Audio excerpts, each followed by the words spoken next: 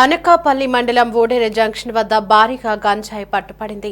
కారులో అక్రమంగా గంజాయి తరలిస్తున్న నిందితులను పోలీసులు పట్టుకున్నారు.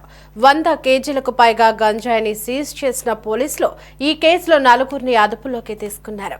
గంజాయి విక్రయించిన, రవాణా చేసిన కఠిన చర్యలు ఉంటాయని అనకాపల్లి డీఎస్పీ శ్రావణి హెచ్చరించారు.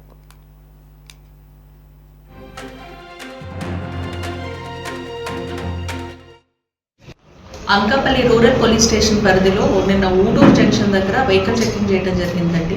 జంక్షన్లో బేస్డ్ ఆన్ రిలయబుల్ ఇన్ఫర్మేషన్ ఒక ఎరిటిగా కార్ని చెక్ చేయంగా అందులో ఒక 100 కేజెస్ గాంజా అనేది దొరకడం జరిగింది.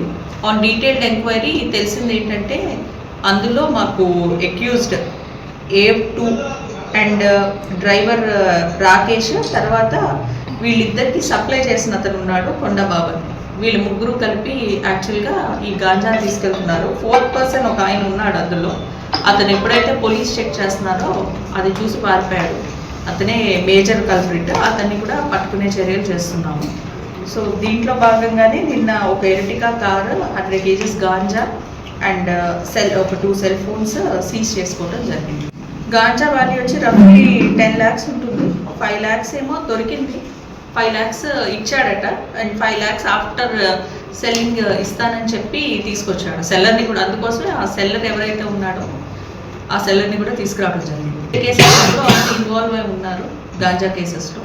ఇక నుంచి మేము తెలియజేయబడింది ఏంటంటే బేసిక్గా ఎవరైతే గాంజా క్రైమ్లో ఇన్వాల్వ్ అయి ఉన్నారో వాళ్ళ మీద ఇక నుంచి మేము PD యాక్ట్స్ ఇనిషియేట్ చేస్తాము. అండ్ వాళ్ళ ప్రాపర్టీస్ ఏవైతే ఉన్నాయో ఈ ప్రొసీడ్స్, ఈ గాంజా డబ్బులతో ఉన్న ప్రాపర్టీస్ అన్నీ కూడా మేము as a part of financial investigations అవి కూడా సీజ్ చేయడం జరుగుతుంది. సో ఇక్కడ నుంచి చాలా స్ట్రిక్ట్ యాక్షన్ తీసుకుంటాం ఈ ganja offences. Vehicle owner cum driver, అతను కూడా తెలుసు అందులో గాంజా ట్రాన్స్పోర్ట్ అవుతుందని. సో అతను కూడా